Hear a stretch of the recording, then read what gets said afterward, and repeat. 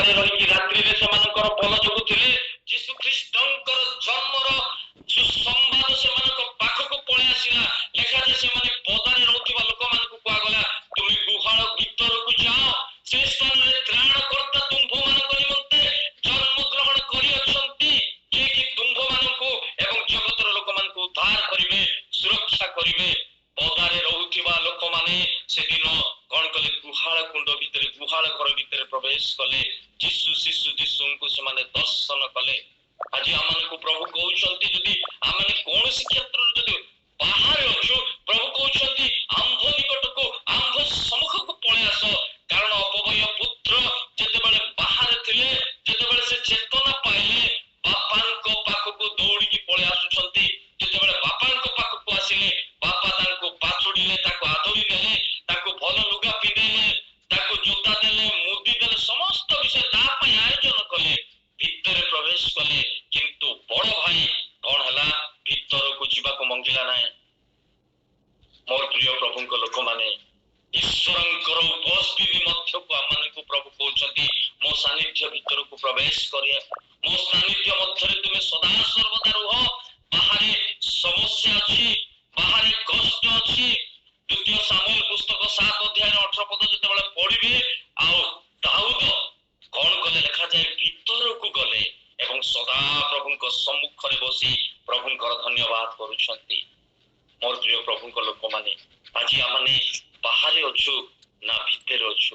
କାରଣ ବାଇବଲରେ ଲେଖାଯାଏ, ଯିରିମିୟ ପୁସ୍ତକ 9 ଅଧ୍ୟାୟର 21 ପଦରେ ଲେଖା ହେଇଛି ଯେ ବାହାରେ ମୃତ୍ୟୁ ଅଛି, ବାହାରେ ସମସ୍ୟା ଅଛି, ବାହାରେ କଷ୍ଟ ଅଛି। ବାହାରେ ଲେଖାଯାଏ ପ୍ରଥମ ପିତର 5:8 ପଦରେ ଶୈତାନ ସିଂହ ପ୍ରାୟ ଗର୍ଜନ କରି ଖୋଜି ବୁଲୁଅଛି କାହାକୁ ଗ୍ରାସ କରିବ ବୋଲି। ବାହାରେ ସମସ୍ୟା ଅଛି, ବାହାରେ କଷ୍ଟ ଅଛି, ବାହାରେ ଦୁଃଖ ଅଛି, କିନ୍ତୁ ଈଶ୍ୱରଙ୍କର ଅନୁଗ୍ରହରେ, ଈଶ୍ୱରଙ୍କର ସାନ୍ନିଧ୍ୟରେ, ଈଶ୍ୱରଙ୍କର ସମ୍ମୁଖରେ ସୁରକ୍ଷା ଅଛି, ଆନନ୍ଦ ଅଛି, ଶାନ୍ତି ଅଛି। ପ୍ରଭୁ କହୁଛନ୍ତି ତୁମେ ପଳେଇ ଆସ, ବାହାରେ କାହିଁକି ରହୁଛ? ଅନେକ ଲୋକ ଆଜି ବାହାରେ ରହୁଛନ୍ତି, ଅନେକ ଲୋକଙ୍କର ଜୀବନ ଆଜି ବାହାରେ ରହିଯାଇଛି। ଯେତେବେଳେ ଇସ୍କରିୟତ ୟହୁଦାଙ୍କର ବିଷୟକୁ ଯେତେବେଳେ ଦେଖୁ, ଯେତେବେଳେ ସେ କଣ କଲେ? ବାହାରେ ରହିଗଲେ, ଈଶ୍ୱରଙ୍କର ସମ୍ମୁଖରେ ରହିପାରିଲେ ନାହିଁ, କାରଣ ଶୈତାନ ତାଙ୍କୁ ଅଧିକାର କରିଥିଲା। ଆଜି କେଉଁ ବିଷୟ ଆଜି ଆମମାନଙ୍କୁ ଅଧିକାର କରିଛି, ଯାହା ଆମମାନଙ୍କୁ ବାହାରେ ରହିବାକୁ ବାଧ୍ୟ କରୁଛି? ଈଶ୍ୱରଙ୍କର ସମ୍ମୁଖକୁ ଆସିବା ପାଇଁ ବଡ ପୁଅ ଅପବ୍ୟୟ ପୁତ୍ରଙ୍କର ଯୋଉ ଲେଖାଯାଏ, ଅପବ୍ୟୟ ପୁତ୍ରର ବଡ ମାନେ ଯୋଉ ବଡ ଭାଇ, ସେ କଣ କଲେ? ବାହାରେ ରହିଗଲେ। ନିର୍ବୁଦ୍ଧି ସ୍ତ୍ରୀ ମାନେ ବାହାରେ ରହିଗଲେ। ହବା ଏବଂ ଆଦମ ସେମାନେ କଣ ହେଲେ? ବାହାରେ ରହିଗଲେ। ସେମାନଙ୍କୁ ବାହାରେ ରହିବାକୁ ପଡିଲା। ଏଭଳି ଲେଖକ କହନ୍ତି 10 ଅଧ୍ୟାୟ 25 ପଦରେ ଯେ ହେ ପ୍ରିୟ ଭାଇ ଭଉଣୀ ମାନେ, ମଣ୍ଡଳୀକୁ ପରିତ୍ୟାଗ ନ କରୁ, ସହଭାଗିତାକୁ ପରିତ୍ୟାଗ ନ କରୁ, ଉପବାସ ପ୍ରାର୍ଥନାକୁ ପରିତ୍ୟାଗ ନ କରୁ, କାରଣ ପ୍ରଭୁଙ୍କର ଦିନ ଯେ ସନ୍ନିକଟ, ଏହା ଜାଣି ଆମମାନଙ୍କୁ ମଣ୍ଡଳୀ ସହିତ, ସହଭାଗିତା ସହିତ, ଉପାସନାର ସହିତ, ପ୍ରଭୁଙ୍କର ଲୋକମାନଙ୍କର ସହିତ ଆମମାନଙ୍କୁ ସହଭାଗିତାର ଲାଗିକି ରହିବାକୁ ପଡିବ। ଏହା ଗୋଟେ ମାଧ୍ୟମ। ବିଭିନ୍ନ ସ୍ଥାନରୁ ଆମେ ଯୋଡି ହେଇଯାଉଛୁ, ଏହା ଏକ ମାଧ୍ୟମ। ପ୍ରଭୁ କହୁଛନ୍ତି ଏହି ସ୍ଥାନରେ ତୁମେ ଯୋଡି ହେଇକି ରୁହ, ପରସ୍ପର ପାଇଁ ପ୍ରାର୍ଥନା କର, ପରସ୍ପର ପାଇଁ ଚିନ୍ତା କର, ପରସ୍ପରକୁ ଉତ୍ସାହ ଦିଅ, ପରସ୍ପର ପ୍ରଭୁଙ୍କର ଗୌରବ କର। କାରଣ ଏହା ହିଁ ଆମମାନଙ୍କୁ କଣ କରେ? ଈଶ୍ୱରଙ୍କର ସାନ୍ନିଧ୍ୟ ମଧ୍ୟରେ, ଏକ ସୁରକ୍ଷାର ଜାହାଜ ମଧ୍ୟରେ ଆମମାନଙ୍କୁ ରଖେ। ମୋର ପ୍ରିୟ ପ୍ରଭୁଙ୍କ ଲୋକମାନେ, ଚିନ୍ତା କରୁ, ଅନେକ ଲୋକ ସେଦିନ ବାହାରେ ରହିଗଲେ। ଗୋଟେ ପଦ ଲେଖାଯାଏ, ଉପଦେଶକ କେତେ ମୁଁ ପଢିବା ପାଇଁ କହୁନାହିଁ, ଖାଲି ଭର୍ସ କହିଦଉଛି। ଉପଦେଶକ 10 ଅଧ୍ୟାୟର 8 ପଦରେ ସୋଲୋମନ କହୁଛନ୍ତି ଯେ ବାଡ଼ ଭାଙ୍ଗେ, ଯେଉଁ ବ୍ୟକ୍ତି ବାଡ଼ ଭାଙ୍ଗେ ସର୍ପ ତାହାକୁ କାମୁଡ଼ିବ। ଯେଉଁ ବ୍ୟକ୍ତି ଆପଣାର ବାଉଣ୍ଡ୍ରି ଭିତରେ ନ ରହି ବାଡ଼ ଭାଙ୍ଗିକି ଆଗକୁ ବଢିଯାଏ, ବାହାରକୁ ଚାଲିଯାଏ, ସର୍ପ ତାକୁ କାମୁଡ଼ିବ। ଅବାଙ୍କର ସମୟରେ ମଧ୍ୟ ସେ ପ୍ରକାର ସର୍ପ ଆସି ପରୀକ୍ଷା କରୁଛନ୍ତି। ବାହାରେ ସର୍ପ, ଭିତରେ ହବା ପରୀକ୍ଷାର ସମ୍ମୁଖୀନ ହେଲେ, ପରୀକ୍ଷାରେ ଫେଲ ହେଇଗଲେ। ଆଜି ମଧ୍ୟ ଅନେକ ବିଷୟ, ବାହାରର ସମସ୍ତ ବିଷୟ ଆମମାନଙ୍କୁ କଣ କରୁଛି? ପରୀକ୍ଷା କରୁଛି, ସିଂହ ପ୍ରାୟ ଗର୍ଜନ କରିକି ଖୋଜି ବୁଲୁଅଛି ଆମମାନଙ୍କୁ। କିନ୍ତୁ ସେଇ ନୋହଙ୍କର ଜାହାଜ ଭିତରେ ଯେ ପ୍ରକାର ଲୋକମାନେ ରହିଲେ ସୁରକ୍ଷା ଭିତରେ, ଆମମାନଙ୍କୁ ମଧ୍ୟ ସୁରକ୍ଷାର ବାଡ଼ ଭିତରେ ରହିବାକୁ ପଡିବ ମୋର ପ୍ରିୟ ପ୍ରଭୁଙ୍କ ଲୋକମାନେ।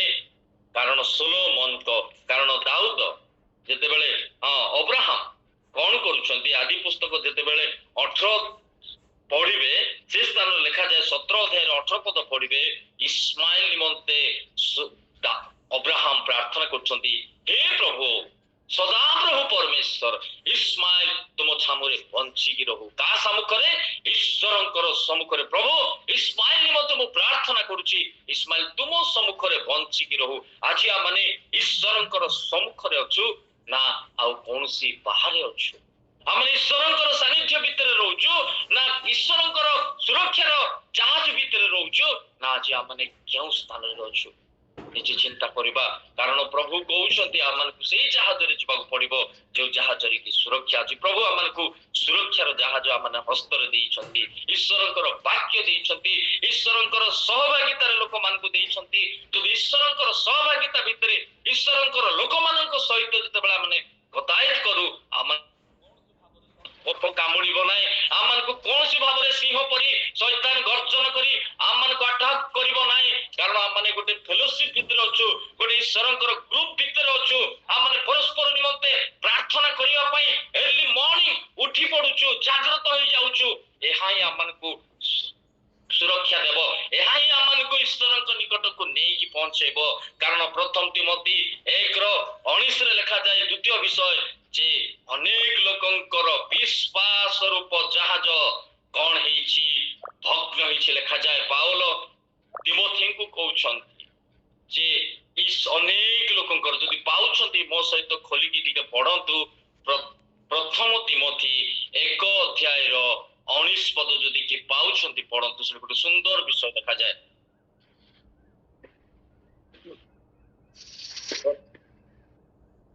ପ୍ରଥମ ତିମୋଥୀ 1:19 ପଦ।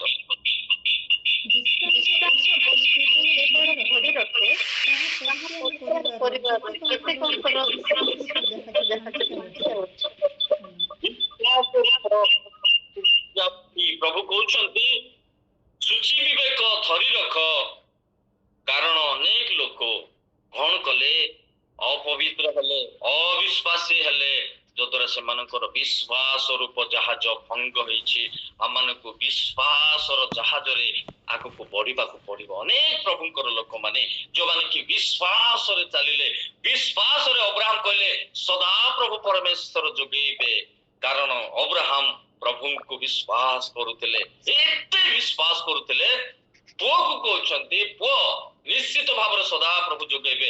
ଆମମାନଙ୍କର ଟକିଂ, ଆମମାନଙ୍କର କଥାବାର୍ତ୍ତା, ଆମମାନଙ୍କର ସବୁ ବିଷୟ ବିଶ୍ୱାସରେ କହିବା ଦରକାର। କାରଣ ଅବ୍ରାହମ ବିଶ୍ୱାସରେ କହୁଛନ୍ତି। ଆୟୁବ କହୁଛନ୍ତି ମୁଁ ମାଂସ ବିହୀନ ହେଇକି ମଧ୍ୟ ମୋର ଚକ୍ଷୁରେ ମୁଁ କଣ କରିବି? ସଦାପ୍ରଭୁଙ୍କୁ ମୁଁ ଦେଖିବି। ଆୟୁବ କହୁଛନ୍ତି ମୁଁ ବିଶ୍ୱାସରେ ପ୍ରଭୁଙ୍କୁ ଦିନେ ହେଲେ ଦେଖିବି।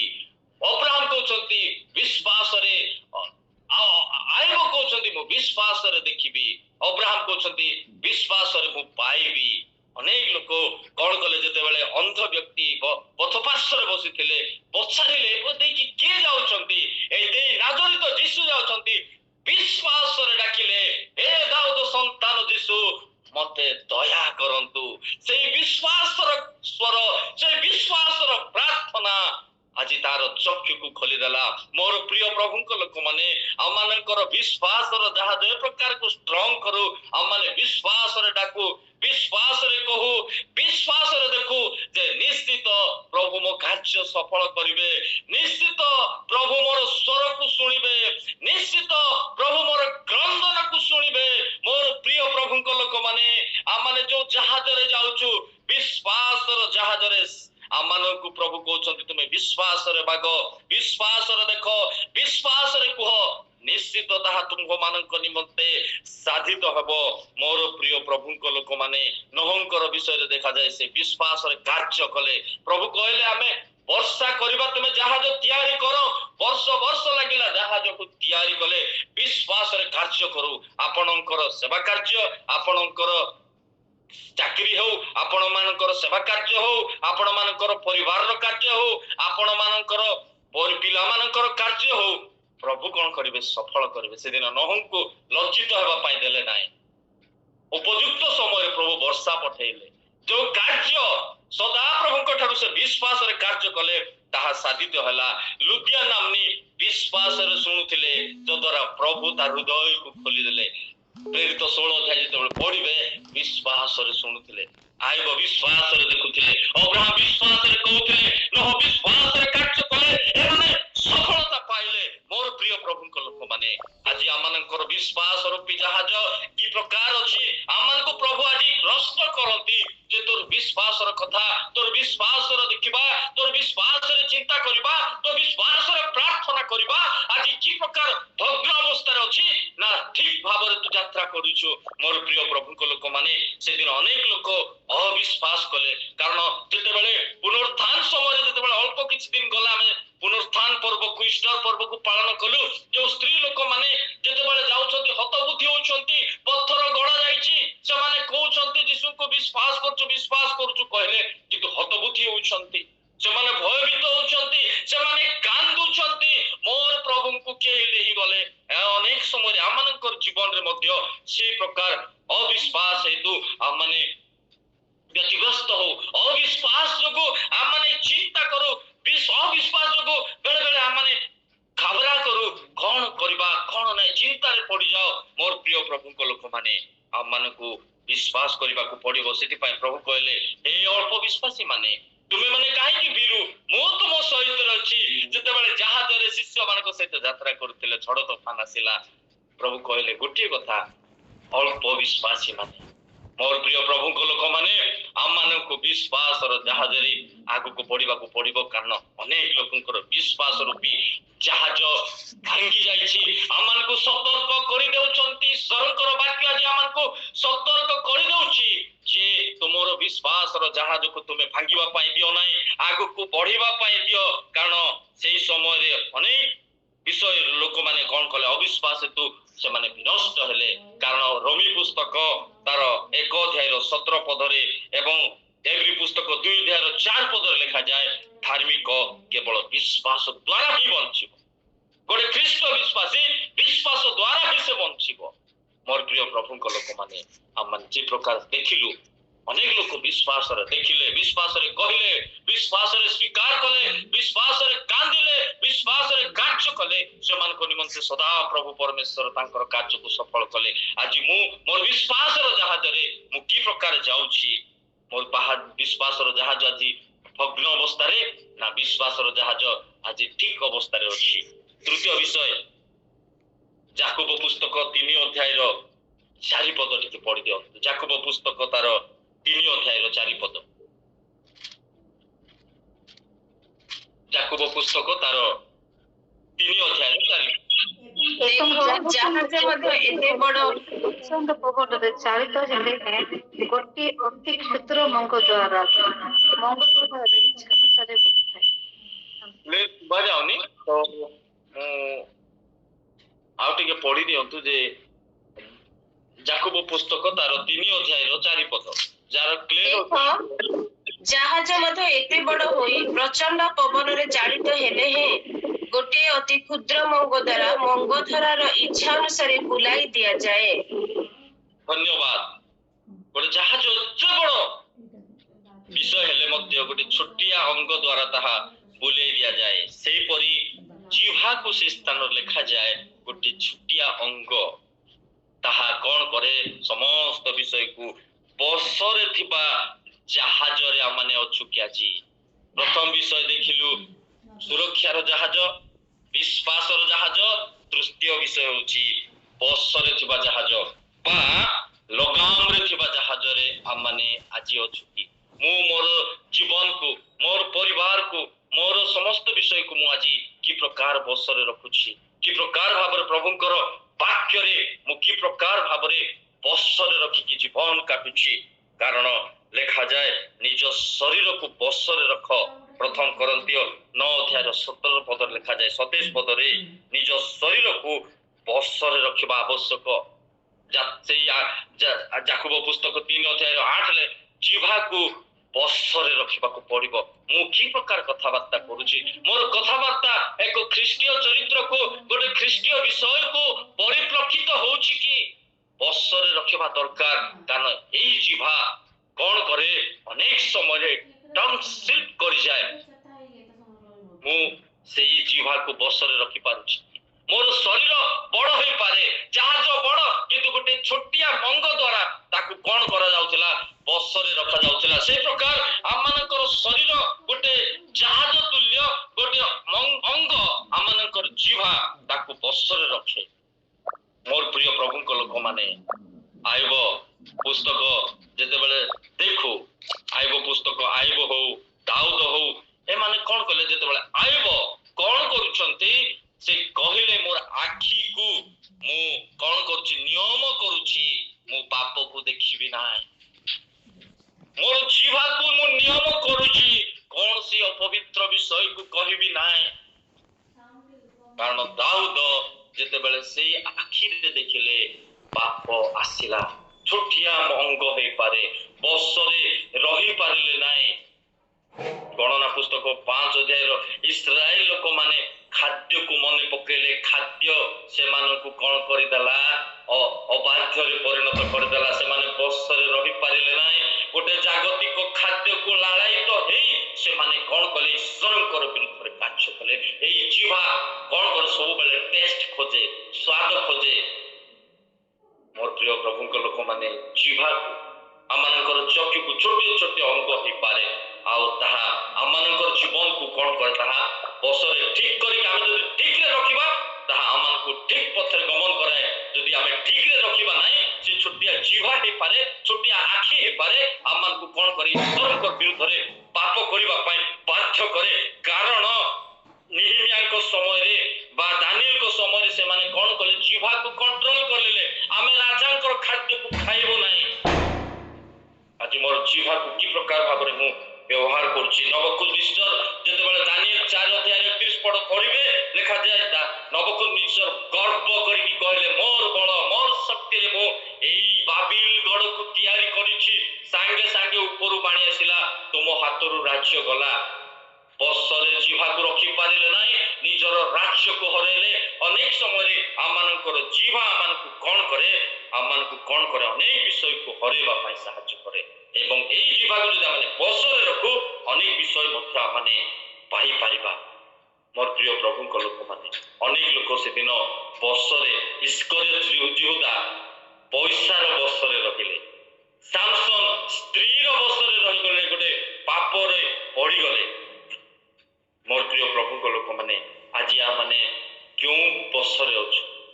ଈଶ୍ୱରଙ୍କର ବଶରେ ଅଛୁ ନା ଆଉ କୋଉ ବିଷୟ ଆଜି ଆମକୁ ବଶରେ ରଖିକି ଚଲଉଛି? ମୋର ଜାହାଜ ହେଉ, ମୋର ଏଇ ଜାହାଜରେ ଛୋଟିଆ ଅଙ୍ଗ, ମୋର ଆଖିକୁ ମୁଁ ବଶରେ ରଖିପାରୁନି କି? ମୋର ଜିହ୍ବାକୁ ବଶରେ ରଖିପାରୁନି କି? ମୋର ମନକୁ ମୁଁ ବଶରେ ରଖିପାରୁନି କି? ମୋର ପ୍ରିୟ ପ୍ରଭୁଙ୍କ ଲୋକମାନେ, ଆମମାନଙ୍କୁ ବଶରେ ରଖିବାକୁ ପଡିବ। ସେଥିପାଇଁ ପାଉଲ କହିଲେ, ମୁଁ ମୋର ଶରୀରକୁ ବଶରେ ଦାସ କରିକି ରଖୁଅଛି।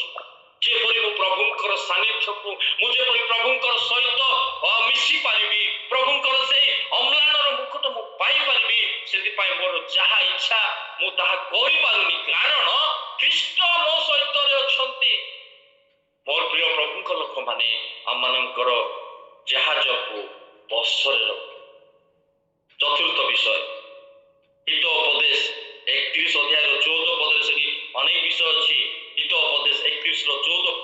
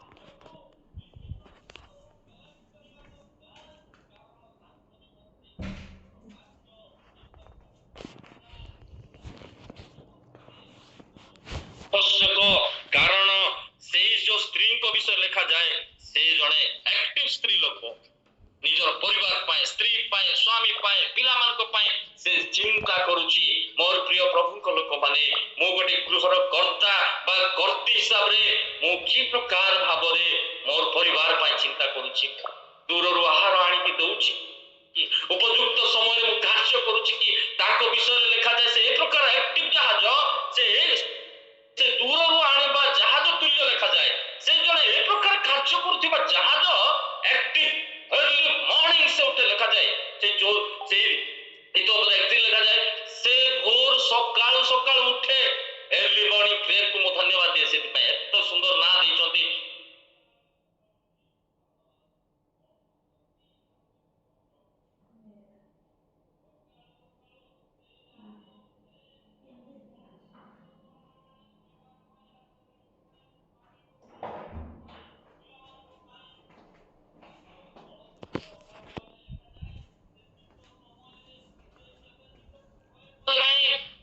मोर प्रिय प्रभु को लोक माने जेते बेला आपण सकाळ उठुचंती ईश्वर को निकटवर्ती होचंती आपण गोटे वाणिज्य करूथिबा एक्टिव जहाज तुल्य सकाळ उठी पडुचंती 3टा बाजिला 3:30 बाजिला माने 4टा हेले मु अटेंड करबी कारण आपण एक्टिव होचंती आपण प्रभु को पई कार्यरत अनेक लोक से दिन कोन कले एक्टिव हेई पाले नै गोटे जहाज गोटे स्थान रु अन्य स्थान को जाई ईश्वर वाक्य को काढ़िबा पाई जेते बेले गणना पुस्तक जेते बेले पढिबे लिखा जाए जे सकाळु सकाळु जेते बेले मानना पडुतला 11 अध्याय रे जे से मानकर छाउनी रो बाहर जे बेले मानना पडुतला सकाळु सकाळु लोक माने उठी से मानकर चांगुडी हो से मानकर झुडी हो से मानकर जहा थिला से माने जाई कोन करथिले काढुथिले गुटौथिले लिखा जाए अर्ली मॉर्निंग गणना पुस्तक पढ़िबे 11 अध्याय 8 रु 11 जे माने सकाळु सकाळु बाहर को जाई कोन करथिले ईश्वर जहा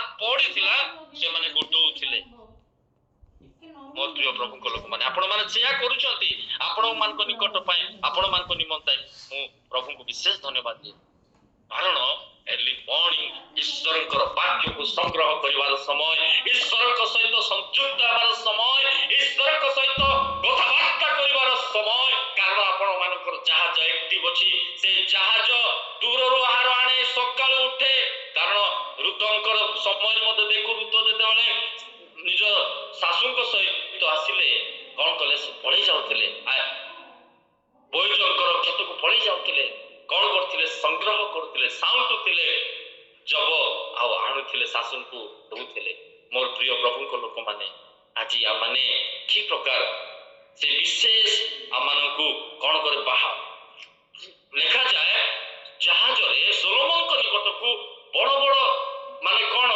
विराट बड़ बहुमूल्य काठ जाक आसुला बहुमूल्य जिंस सब आसुला आमानकर जहाज रे मध्य बहुमूल्य जिंस को ईश्वर वाक्य को रख बहुमूल्य जिंस को रखो आगो को बढ़ू कारण जहाज कार्य करे से अलसर लिखा जाए से अलसर खाद्य खाए नहीं से हितोपदेश 31 27 रे लिखा हिची से आलस्यर आहार खाए नहीं जणे ख्रीष्ट विश्वासी प्रभु को पाए सदा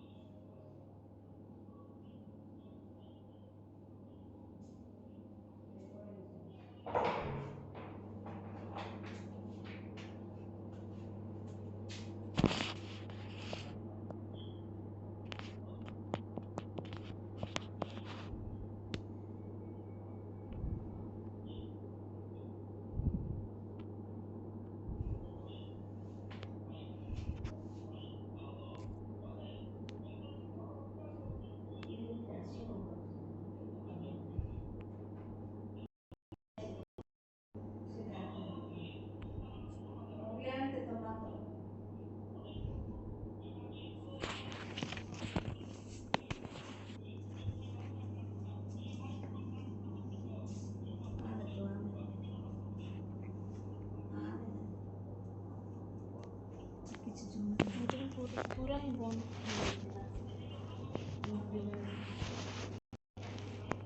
ଆମ ଜାହାଜ ଆକ୍ଟିଭ ହଉଛି, ଆମମାନଙ୍କର ଜାହାଜ କାର୍ଯ୍ୟରତ ହଉଛି। ମୋର ପ୍ରିୟ ପ୍ରଭୁଙ୍କ ଲୋକମାନେ, ମୁଁ କାର୍ଯ୍ୟକରତର ଜାହାଜରେ ଅଛି ନା ମୋର ଜାହାଜ ଆଜି କୌଣସି ଭାବରେ ବନ୍ଧା ହୋଇଛି? କୌଣସି ଭାବରେ ମୋର ଜାହାଜ ଆଜି ଆଉ ଭାଙ୍ଗି ଯାଇଛି, ଆଳସ୍ୟ ହୋଇଯାଇଛି, କୌଣସି କାର୍ଯ୍ୟ କରିପାରୁନାହିଁ। ମୋର ପ୍ରିୟ ପ୍ରଭୁଙ୍କ ଲୋକମାନେ, ପ୍ରଭୁ ସେଦିନ କହିବେ ଏବଂ ଅବିଶ୍ୱାସ ଦାସ ମୋ ନିମନ୍ତେ ରଖାଯାଇଥିବା ସେହି ଅନ୍ଧକାର ସ୍ଥାନ ପ୍ରଭୁ କହିବେ ଆକୁ ନିଅ, ଅନ୍ଧକାର ସ୍ଥାନରେ ପକେଇ ଦିଅ, ଆରେ ଗୋଡ଼ ହାତ ଭାଙ୍ଗିକି ଅନ୍ଧକାର ସ୍ଥାନରେ ପକେଇ ଦିଅ, এই ସ୍ଥାନରେ ଦଣ୍ଡର ହବ। ମୋର ପ୍ରିୟ ପ୍ରଭୁଙ୍କ ଲୋକମାନେ, ଅଳସ କଣ କରିଲା ସେଦିନ ଧନୀ ବ୍ୟକ୍ତିଙ୍କୁ କଣ କଲା? ନର୍କ କୁଣ୍ଡକୁ ପଠେଇଦେଲା। ସେ ଡାକୁଛି ଧନୀ ବ୍ୟକ୍ତି, ବହୁତ ସୁନ୍ଦର, ଯେତେବେଳେ ଲୁକ ପୁସ୍ତକ 16 ତାଙ୍କ ଭିତରେ ଲେଖାଇଛି, ମତେ ପଢିବା ପାଇଁ ସମୟ ନାହିଁ, ଆପଣ ପଢିବେ ଯେ ଅବ୍ରାହମକୁ ଉପରକୁ ଡାକିକି ଦେଖୁଛି ଉପରକୁ, କାରଣ ସେ ଜାଣିଛି ସ୍ୱର୍ଗ ହଉଛି ଉପରେ ଅଛି। କହୁଛନ୍ତି ହେ ପିତା ଅବ୍ରାହମ, ଲାଜରକୁ ଟିକେ ପଠେଇ ଦିଅ। ଅବ୍ରାହମକୁ ପିତା ସମ୍ବୋଧନ କରୁଛନ୍ତି, ସେ ଜାଣିଛନ୍ତି ଅବ୍ରାହମ ବିଶ୍ୱାସର ପିତା ଅଟନ୍ତି, କିନ୍ତୁ ଅଳସରେ ଜୀବନ କାଟିଲେ, ସେଇ ସ୍ଥାନକୁ ଯାଇପାରିଲେ ନାହିଁ। ମୋର ପ୍ରିୟ ପ୍ରଭୁଙ୍କ ଲୋକମାନେ, ପ୍ରଭୁଙ୍କ ପାଇଁ କାର୍ଯ୍ୟ କରୁଥିବା ଆପଣମାନଙ୍କର ଗ୍ରୁପରେ ଦେଖନ୍ତୁ, ଅନେକ ବୟସ୍କ ବାପା ମାନେ, ଭାଇ ମାନେ, ଭଉଣୀ ମାନେ, କାରଣ ସେମାନଙ୍କର ଶରୀର ସିନା ବୟସରେ ପରିଣତ ହେଇଯାଉଛି, କିନ୍ତୁ ସେମାନେ ଆକ୍ଟିଭ ଅଛନ୍ତି, ସେମାନେ ଆକ୍ଟିଭ ଅଛନ୍ତି। ପ୍ରଭୁ ସେମାନଙ୍କୁ ଆଶୀର୍ବାଦ କରନ୍ତୁ। ଶେଷ ବିଷୟ କହି ମୁଁ ସମାପ୍ତ କରିବି। ଜୁଲସ ପୁସ୍ତକ ତାର 2 ଅଧ୍ୟାୟର 16 ପଦ, ଏଇ ଖାଲି ପଦ, ଏଇ ଗୋଟିଏ ପଦ ପଢିଦେବା, ସମୟ ବି ବହୁତ ହେଇଗଲାଣି, ଆଉ ଏଇ ଗୋଟିଏ ପଦ ପଢିଦେବା, ତାପରେ ସମାପ୍ତ କରିବା। ଜୁଲସ ପୁସ୍ତକ 2:16,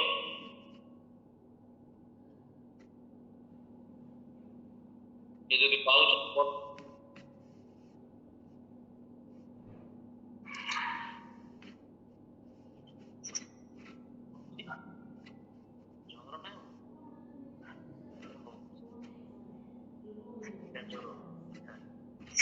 ଯେତେବେଳେ ଜାହାଜ କରୁଥିଲେ, ଯେତେବେଳେ ସେ ଜାହାଜରେ ଏ ପ୍ରକାର ଘଟଣା ଘଟିଲା, ଜୁଲସ ପୁସ୍ତକ ଯେତେବେଳେ ପଢିଲେ, ଆଉ ସେ ସ୍ଥାନରେ ଲୋକମାନେ କଣ କରୁଛନ୍ତି? ଜାହାଜକୁ ହାଲକା କରିବା ପାଇଁ ବିଭିନ୍ନ ବିଷୟକୁ ସେମାନେ ଜାହାଜ ସମୁଦ୍ରରେ ପକେଇଲେ। ସେମାନେ ପ୍ରଭୁଙ୍କୁ ଡାକିଲେ, ସେମାନେ ପ୍ରଭୁଙ୍କ ନିକଟରୁ ଗାର କଲେ, ଏବଂ ସେମାନେ କଣ କରୁଛନ୍ତି? ପ୍ରଭୁଙ୍କର ନିକଟରେ କାନ୍ଦୁଛନ୍ତି। ଅନେକ ଲୋକ ସେମାନେ କଣ କଲେ? ଭୟ କଲେ ପ୍ରଭୁ। ଯେତେବେଳେ ଜୁଲସ 1 ଅଧ୍ୟାୟ 2 ଅଧ୍ୟାୟ ପଢିଲେ, ସେମାନେ କଣ କରୁଛନ୍ତି? ଭୟ କଲେ ପ୍ରଭୁ। କାରଣ ଜୁଲସ ଯେତେବେଳେ ସୃଷ୍ଟି ହଉଛି, ସେମାନେ ପ୍ରଭୁଙ୍କୁ ଭୟ କଲେ। ଭୟ କରୁଥିବା ଜାହାଜ, ସେମାନେ ଜାହାଜକୁ ହାଲକା କରିବା ପାଇଁ ଅନେକ ମୂଲ୍ୟବାନ ଜିନିଷ ସବୁ ତଳେ ପକାଇଦେଲେ। ସେମାନେ ପ୍ରଭୁଙ୍କୁ ଭୟ ଲୋକମାନେ ଏକ ଭୟର ଜାହାଜ ଭିତରେ, ଈଶ୍ୱରଙ୍କୁ ଭୟ କରୁଥିବା ଜାହାଜ ଭିତରେ ଥିଲେ, ଆଉ ଭୟ କଲେ ନାହିଁ, ପ୍ରଭୁଙ୍କ ସମ୍ମୁଖକୁ ଚାଲି ଯାଉଥିଲେ। କିନ୍ତୁ ସେଇ ଜାହାଜରେ ଅନେକ ଲୋକ ଥିଲେ ଯୋଉମାନେ ପ୍ରଭୁଙ୍କୁ ବିଶ୍ୱାସ କରିନଥିଲେ, କିନ୍ତୁ ଜୁଲସଙ୍କର କାର୍ଯ୍ୟ, ଜୁଲସଙ୍କ ପ୍ରତି ଈଶ୍ୱରଙ୍କର କାର୍ଯ୍ୟ ଦେଖି ଲୋକମାନେ କଣ କରୁଛନ୍ତି? ସଦା ପ୍ରଭୁଙ୍କୁ ଭୟ କଲେ ଏବଂ ସେମାନଙ୍କର ଜାହାଜ ହାଲକା କଲେ। 16 ସେମାନେ ପଢିବ ଦେଖାଯାଏ, ସେମାନେ ଜାହାଜକୁ ହାଲକା କରୁଛନ୍ତି, ପ୍ରଭୁଙ୍କ ନିକଟରେ ପ୍ରାର୍ଥନା କରୁଛନ୍ତି, କାନ୍ଦୁଛନ୍ତି। ମୋର ପ୍ରଭୁଙ୍କ ଲୋକ, କାରଣ ଭୟର ବିଷୟ ସେମାନେ ପ୍ରଭୁଙ୍କୁ ଭୟ କରନ୍ତି, ସେମାନଙ୍କର ଆଶୀର୍ବାଦର ବିଷୟ ଅଛି। ଆଉ ସେମାନେ କି ପ୍ରକାର ପ୍ରଭୁଙ୍କୁ ଭୟ କଲେ, ସେମାନଙ୍କର ତ ଏଥିରେ ମୁଁ ସମାପ୍ତ 5 ପ୍ରକାର ଜାହାଜ ବିଶ୍ୱାସ ଗୋଟେ ବିଶିଷ୍ଟ ପରିବାର, ତାର ଜୀବନ ଯାତ୍ରାରେ ସୁରକ୍ଷାର ଜାହାଜ ମଧ୍ୟରେ ରହିବା ଆବଶ୍ୟକ। ବିଶ୍ୱାସର ଜାହାଜ ମଧ୍ୟରେ ରହିବା ଆବଶ୍ୟକ। କଷ୍ଟରେ ରହିଥିବା ଜାହାଜ ଭିତରେ ରହିବା ଆବଶ୍ୟକ ଏବଂ ଜାହାଜରେ ଥିବା ସବୁବେଳେ ଘାଟରେ ରହିଥିବା ଜାହାଜରେ ରହିବା ଆବଶ୍ୟକ। ଭୟ କରୁ এই জাহাজ ভিতরে আমি প্রবেশ করি, এই জাহাজে নেই যেতেବେଳେ ନିଶ୍ଚିତ ଭାବରେ ପ୍ରଭୁ ସାହାଯ୍ୟ ପ୍ରଭୁ ପାଦରେ ପ୍ରଭୁ ଏ ବାକ୍ୟ ଦ୍ୱାରା ଆମ ସମସ୍ତଙ୍କୁ ନମସ୍କାର।